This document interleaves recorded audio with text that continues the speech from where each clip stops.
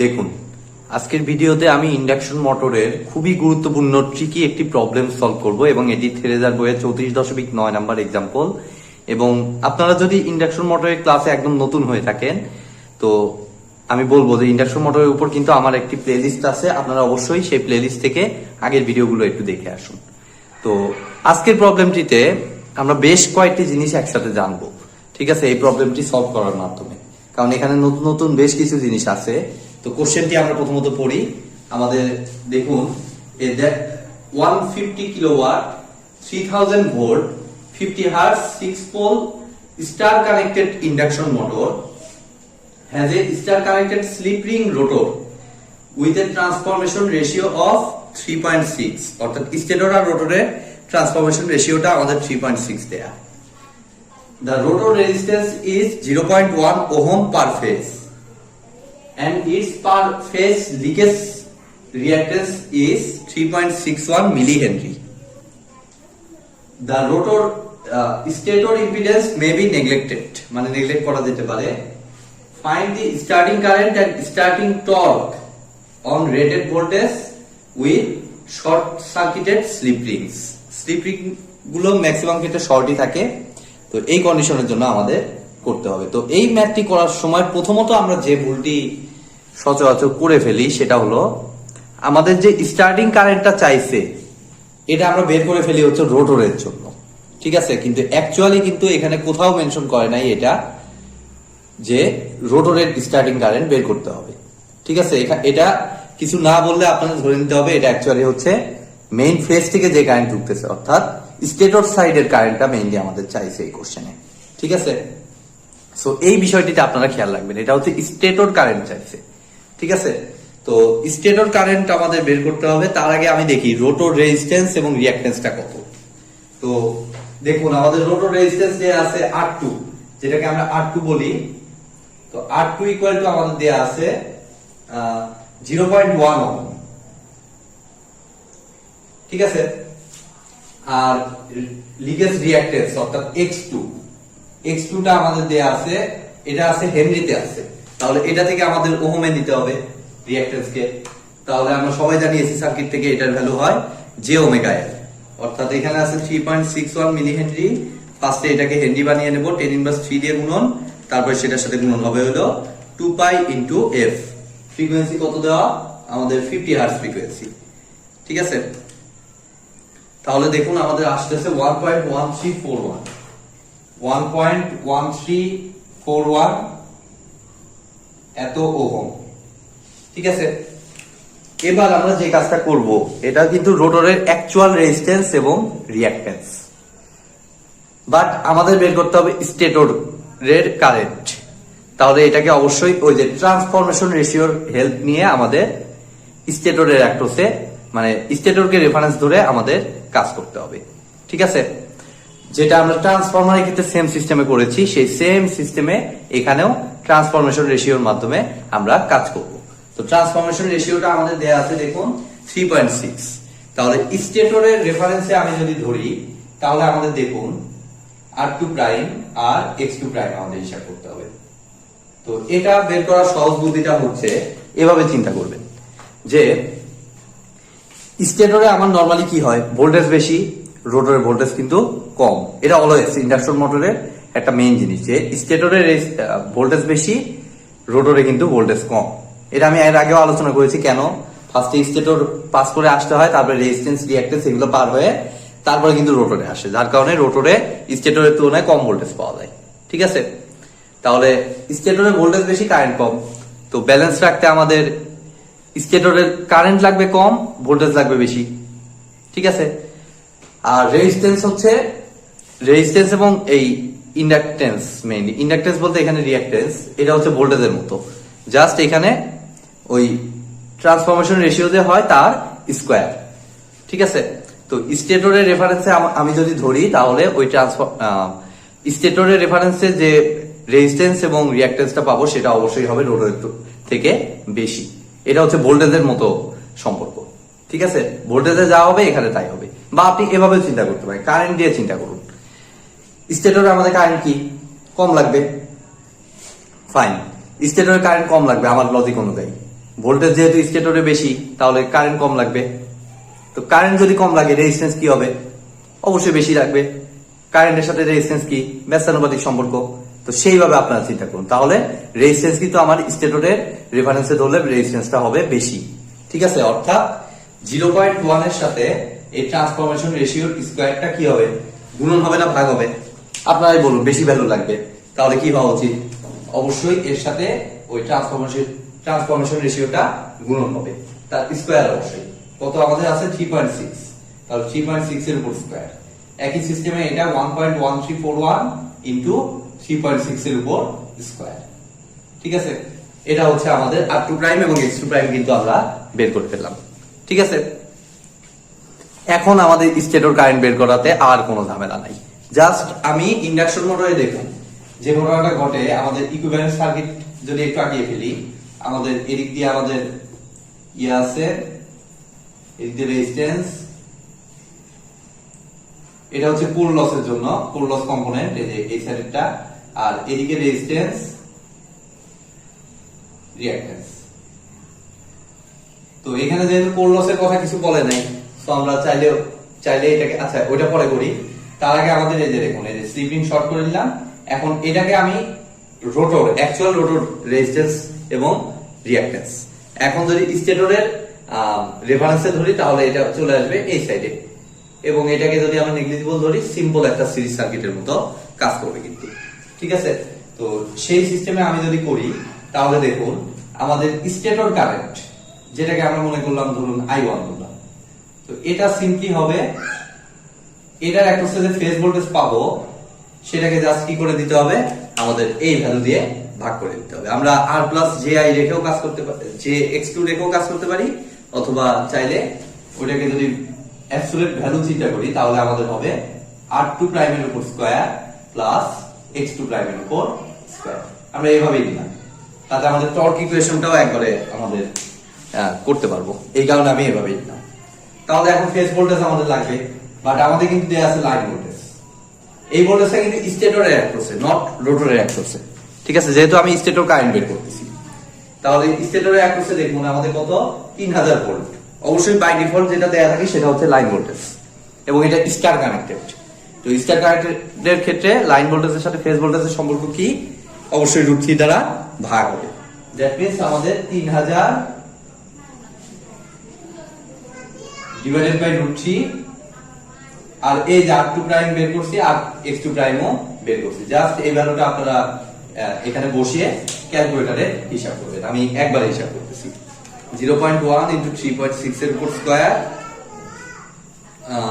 Plus 1.1341 into 3.6 এর উপর square. এটা হচ্ছে সরি 0.1 ইনটু 3.6 এর উপর স্কয়ার ফার্স্টে, এটা যা পাইলাম সেটাকে আবার স্কয়ার করতে হবে, প্লাস 1.1341 ইনটু 3.6 এর উপর স্কয়ার, সেটাকে স্কয়ার করতে হবে, যে ভ্যালু পাইলাম সেটাকে রুট করতে হবে, তারপরে 3000 ভাগ √3, এটা দ্বারা আপনার ভ্যালুটাকে ভাগ করে দিতে হবে। তাহলে দেখুন আমাদের 117.3877 117.3877 এত অ্যাম্পিয়ার স্টার্টিং কারেন্ট আমরা পাবো। ঠিক আছে, এখন আপনি কোশ্চেন করতে পারেন যে ইন্ডাকশন মোটরে তো আমাদের এই ভোল্টেজটাতে স্লিপ টিপ এগুলো আসে, তো এখানে কিন্তু স্টার্টিং চাইছে, তো স্টার্টিং এর ক্ষেত্রে স্লিপের ভ্যালু হচ্ছে 1, এই জন্য এখানে sx2 হয়নি। ঠিক আছে, এই বিষয়টা আপনারা খেয়াল রাখবেন। ঠিক আছে, তো এখন দেখুন আমাদের ম্যাক্সিমাম টর্ক, স্টার্টিং টর্কও চাইছে।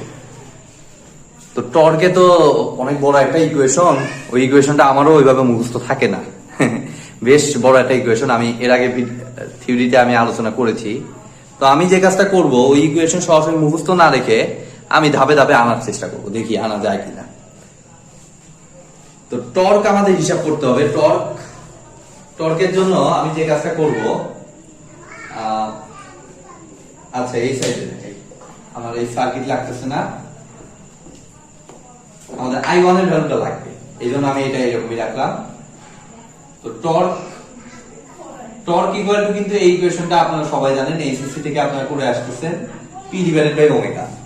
ঠিক আছে, তো স্টার্টিং কন্ডিশন যেহেতু এখানে আমাদের ওমেগা এস ধরে নিলাম স্টেটর সাইডে যেহেতু, ঠিক আছে আমাদের স্টেটর সাইডে হিসাব করতেছি তাই আমি ওমেগা এস ধরে নিলাম স্টার্টিং কন্ডিশন। ঠিক আছে, তাহলে এটা দিয়ে কিন্তু আমি কাজ চালাতে পারবো। তো এই পিটা অবশ্যই হবে স্টেটরের পাওয়ার আর ওমেগা এসটা আমাদের সিনক্রোনাস স্পিড যেটা। ঠিক আছে ফাইন। এখন দেখুন এই পিটা কোনোভাবে হিসাব করতে পারলে আমাদের কাজ হবে, কারণ আমাদের ওমেগা এস ইজিলি আমরা হিসাব করতে পারবো। সিনক্রোনাস স্পিড কি হয় 120 f বাই পি। ঠিক আছে, ns equal to 120 f by p, সেখান থেকে হিসাব করতে পারবো। তো তার জন্য আমি এটাকে আগে আমি এরকম বানাই নিই 2 পাই ইনটু ns, এটা আমি বানাই নিলাম। ঠিক আছে, এটা বানানোর পর আমি পি হিসাব করার চেষ্টা করি। দেখুন আমরা আগের যে ভ্যালুটা হিসাব করলাম এটা কিন্তু আমাদের phase voltage, phase current, phase voltage এগুলো দিয়ে হিসাব করছি। তাহলে পার ফেজের পাওয়ার হচ্ছে আমাদের ভিআই কস থিটা, যেটা আমাদের এসি সার্কিটের খুব বেসিক ইকুয়েশন। আর যেহেতু আমাদের ফেজে হিসাব করছি, এখানেও আমি ফেজে হিসাব করার চেষ্টা করব। তাহলে ফেজে হিসাব করতে হলে পার ফেজ থেকে যদি এটা হচ্ছে 3 ফেজ যেহেতু স্টার কানেক্টেড, তাহলে 3 into v phase I phase, I phase বলতে এখানে আচ্ছা এটা তাহলে আই ফেজ ধরে নিই, v phase I phase cos theta মনে করলাম। ঠিক আছে, পাওয়ারটা আমাদের আসবে 3 into v phase I phase cos theta. আমি কিন্তু সরাসরি টর্ক ইকুয়েশনটা অ্যাপ্লাই করতেছি না, কারণ ওটা হয়তো আপনাদের মনে নাও থাকতে পারে, সেই ক্ষেত্রে আমি কিভাবে করতে পারি সেটা আমি দেখাচ্ছি। তো এখন দেখুন আমাদের এখানে কিন্তু 3 ইনটু ভি ফেজ আমাদের কত, ভি ফেজ কিন্তু আমরা বের করছি, ভি ফেজ হচ্ছে আমাদের 3000/√3। তাহলে এখানে আমি দেখুন 3000/√3 বসাইলাম। আর আই ফেজ কত, আই ফেজ হচ্ছে 117.3877। ঝামেলা হলো, একমাত্র ঝামেলা হলো আমাদের এই cos থিটা হিসাব করাটা। cos থিটার জায়গায় আপনাদের অনেক রকম কনফিউশন আসতে পারে। তো cos থিটাটাকেও আমি সিম্পলি খুব সহজভাবে আপনাদের বোঝানোর চেষ্টা করতেছি। তার জন্য আমি জাস্ট সাহায্য নেব হচ্ছে এই ট্রায়াঙ্গেল ডায়াগ্রামটা। ঠিক আছে, ট্রায়াঙ্গেল ডায়াগ্রামের এটা হচ্ছে থিটা, আর রেজিস্ট্যান্সটাকে দেখুন R2 প্রাইম ধরছি স্টেটরের অ্যাক্রসে, যেহেতু মানে স্টেটরের রেফারেন্সে, সো আমি R2 প্রাইম ধরলাম। আর এখানে হচ্ছে আমাদের X2 প্রাইম, তাহলে এই ভ্যালুটা অটোমেটিক্যালি আমাদের আসতেছে √R2 প্রাইমের উপর স্কয়ার প্লাস X2 প্রাইমের উপর স্কয়ার। ঠিক আছে, তাহলে এই ট্রায়াঙ্গেল থেকেই কিন্তু আমি cos থিটা হিসাব করতে পারতেছি। জাস্ট cos থিটা সমান ভূমি ডিভাইডেড বাই অতিভুজ, সেটা থেকে কত সেই ভ্যালুটা আমাদের R2 prime divided by √R2 প্রাইমের উপর স্কয়ার প্লাস X2 প্রাইমের উপর স্কয়ার। তো এখানে দেখুন আমি R2 প্রাইম আর √R2 প্রাইমের উপর স্কয়ার প্লাস X2 প্রাইমের উপর স্কয়ার, এই জিনিসটা জাস্ট মাথায় আসলে আপনারা এটা ফর্মুলা মনে না রেখেও কিন্তু সলভ করতে পারবেন। দেখুন আমি কিন্তু করে ফেললাম। এখন জাস্ট আমি ভ্যালুগুলো বসাবো। 117.3877 এর সাথে ফার্স্টে 3000 গুণন, তার সাথে 3 গুণন ডিভাইডেড বাই √3 ইনটু R2 প্রাইমের উপর স্কয়ার। R2 প্রাইমের উপর স্কয়ার কত আমাদের 0.1 ইনটু 3.6 এর উপর স্কয়ার, তার উপর square, sorry R2 prime just এটা, তাহলে আরেকবার 0.1 ইনটু 3.6 এটা দ্বারা ভাগ করে দিব, ডিভাইডেড বাই √ওভার দিয়ে R2 প্রাইম হচ্ছে 0.1 ইনটু 3.6 এর উপর স্কয়ার, তার উপর আবার স্কয়ার প্লাস X2 প্রাইম কত 1.1341 ইনটু 3.6 এর উপর স্কয়ার, এটার উপর স্কয়ার। তাই আশা করি আমাদের ভ্যালু আসার কথা 19, 28, 74। আমি র্যান্ডমলি আগে বসাচ্ছি, আমি যদি কোনো কারণে ক্যালকুলেশন ভুল করি অবশ্যই কমেন্ট সেকশনে বলবেন। আমি ফাইনালি ক্যালকুলেশন কোনো কারণে যদি না মিলে তখন আমি চেক দিব, এটা কোনো অসুবিধা নেই। 0283 ওয়াট। এখন জাস্ট 2 পাই ns, ফার্স্টে ns টা হিসাব করি আমরা। এনএস আমাদের এনএস এর ইকুয়েশন হচ্ছে 120 into f divided by p. তো এফ হচ্ছে আমাদের 50 হার্টজ ছিল আর পি ছিল 6 পোল মনে হয়, পি ছিল আমাদের 6 পোল। তাহলে এটা হিসাব করলে আমাদের দেখুন আসতেছে 120 ইনটু 50 ডিভাইডেড বাই 6, 1000 আরপিএম। তো টর্ক হিসাব করার সময় টর্ক কিন্তু একটা টর্কের ইউনিট হচ্ছে নিউটন মিটার, যেটা একটা এসআই ইউনিট, বাট আরপিএম কিন্তু আমাদের এসআই ইউনিট না, ঠিক আছে। আরপিএম বলতে বোঝায় রিভলিউশন পার মিনিট। তাহলে জাস্ট রিভলিউশনের জন্য আমি 2 পাই এখানে দিয়ে দিয়েছি, এক রিভলিউশন মানে 2 পাই রেডিয়ান কোণ। এখানে 2 পাই যেহেতু লাগিয়ে দিয়েছি, রিভলিউশন চেঞ্জ না করলেও চলতেছে, বাট মিনিটকে আমাদের কিন্তু সেকেন্ড বানাইতে হবে। তো পার মিনিট, তাহলে 1 মিনিট সমান 60 সেকেন্ড। সো আমাদের এটাকে 1000 ডিভাইডেড বাই 60 করতে হবে, তাহলে আমরা এনএস পেয়ে যাবো। এবং এটা হবে আরপিএস, রিভলিউশন পার সেকেন্ড। এখন জাস্ট আমাদের এই ইকুয়েশনটাতে এখন বসিয়ে দেবো। টাউ টর্ক ইকুয়াল টু আমাদের দেখুন এই সাইড আর লাগতেছে না, এই সাইডে বসাই দেবো। আমি 117.3878 এগুলো আর লাগতেছে না আমাদের। তাহলে টর্ক ইকুয়াল টু পি হচ্ছে আমাদের এই বড় ভ্যালুটা 19.74.0283 divided by 2 pi into ns হচ্ছে 1000 বাই 60, সব এসআই ইউনিটে কনভার্ট করলাম, ঠিক আছে। তাহলে দেখুন এখন আমি এই ভ্যালুটা ক্যালকুলেটরে একটু হিসাব করে নিই। 19.74.0283 into 60 divided by 2 pi divided by 1000।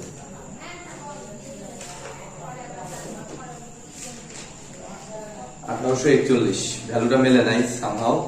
আচ্ছা আমরা একবার চেক করে নিচ্ছি, পাওয়ারটা মনে হয় বেশি এসে গেছে, অনেক বেশি।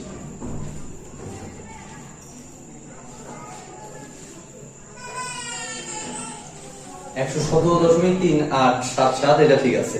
এটা 3000 ডিভাইডেড বাই √3 আর cos থিটা করলে r2 prime divided by √r2 prime এর উপর স্কয়ার, ওটা ঠিক আছে।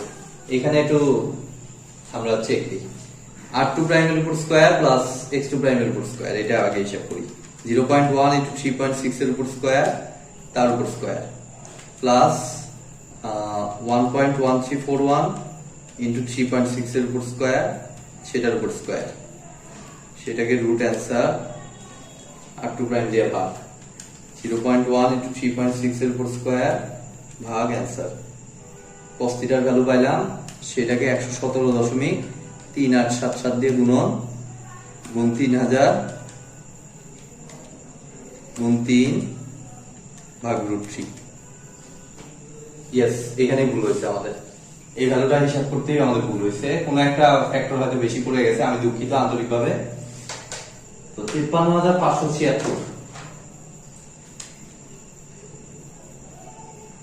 53,576.1308 এত ওয়াট। তাহলে এখানে হবে আমাদের 53,576.1308। এখন জাস্ট আরেকবার একটু হিসাব করে নিচ্ছি, এর সাথে 60 গুণন ভাগ 2 পাই ভাগ 1000। ইয়েস, আমাদের বইয়ের সাথে অ্যাবসলিউটলি মেনে নি। বইতে 513 আরপিএম আসছে, আর আমাদের 511 দশমিক সামথিং আসছে, 511.614 আরপিএম। তো এটা আরপিএম না, সরি, নিউটন মিটার। অ্যাবসলিউটলি না মেলার কারণ হচ্ছে দশমিকের কম বেশি। সো এটা মেজার কোনো ইস্যু না, আমাদের মেইন থিম দেখতে হবে যে কাছাকাছি আসতেছে কিনা। তো ওখানে হয়তো 2 দশমিক, কোথাও 2 দশমিক, কোথাও 1 দশমিক, এরকম ভাবে হিসাব করার জন্য এরকম কম বেশি হয়েছে। তো একদম অ্যাবসলিউট হচ্ছে যা ভ্যালু আসে ক্যালকুলেটর সেটাই নেওয়া, অথবা 3 দশমিক বা 4 দশমিক পর্যন্ত ভ্যালু নাও। এটা হচ্ছে স্ট্যান্ডার্ড। তো আপনারা এটা ধরে হিসাব করবেন, তাতে রেজাল্ট কাছাকাছি আসলে ওকে। তো আজকের মতো ভিডিওটি এ পর্যন্তই। ভিডিওটি যদি ভালো লেগে থাকে অবশ্যই ভিডিওতে একটি লাইক দিবেন, বন্ধুদের সাথে বেশি বেশি শেয়ার করবেন, আর চ্যানেলে নতুন হয়ে থাকলে অবশ্যই চ্যানেলটি সাবস্ক্রাইব করবেন। ধন্যবাদ।